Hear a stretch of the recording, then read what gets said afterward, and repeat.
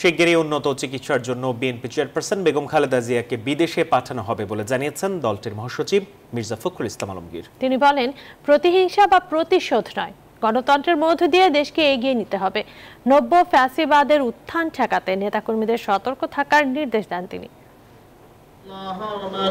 BNP chairperson ও সাবেক প্রধানমন্ত্রী খালেদা জিয়ার ৮০তম জন্মদিন উপলক্ষে শুক্রবার নয়াপল্টনে দলের কেন্দ্রীয় কার্যালয়ে দোয়া মাহফিল অনুষ্ঠানের আয়োজন করে বিএনপি। অনুষ্ঠানে প্রধান অতিথি হিসেবে যোগ দেন বিএনপি মহাসচিব মির্জা ফখরুল ইসলাম আলমগীর। জানান, নব্য কোনো ফেসিবাদ যেন মাথা চাড়া দিয়ে না ওঠে সে বিষয়ে নেতাকর্মীদের সতর্ক থাকতে হবে। কমিউনালিজমের কথা বলছে না, সাম্প্রদায়িকতা, সংখ্যালঘু সম্প্রদায়ের উপর অত্যাচার, এসব কথা বলছে না, এটা তাদের একটা চর্চা। কখনো কোনো সংঘাত বা সংঘর্ষ সৃষ্টি করা যাবে না।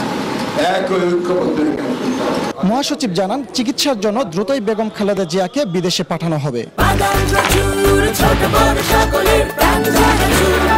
স্বাদে ভরপুর প্রাণ চানাচুর। ম্যাডাম, অতি শীঘ্র আমরা বিদেশে চিকিৎসার জন্য নিয়ে যাব। এ সময় সংখ্যালঘু সম্প্রদায়ের নিরাপত্তা নিশ্চিতে নিজ নিজ এলাকায় শান্তি ব্রিগেড গড়ে তুলতে নেতাকর্মীদের নির্দেশ দেন মির্জা ফখরুল।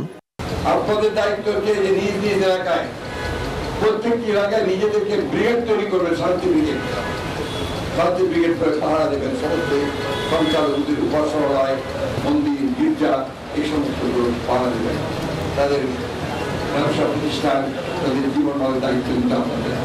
পরে হিন্দু বৌদ্ধ খ্রিস্টান ঐক্য পরিষদ ও হিন্দু বৌদ্ধ খ্রিস্টান কল্যাণ ফ্রন্টের সাথে বৈঠক করেন বিএনপি মহাসচিব মির্জা ফখরুল ইসলাম আলমগীর। এদিকে নয়াপল্টনে এক সংবাদ সম্মেলনে হাফিজউদ্দিন আহমেদ ও ডাক্তার AJM জাহিদ হোসেনকে বিএনপির স্থায়ী কমিটির সদস্যপদ দেওয়া হয়েছে বলে জানান বিএনপির সিনিয়র যুগ্ম মহাসচিব রুহুল কবির রিজভী। ফজলে রাব্বি সৌরভ, নিউজ 24, ঢাকা।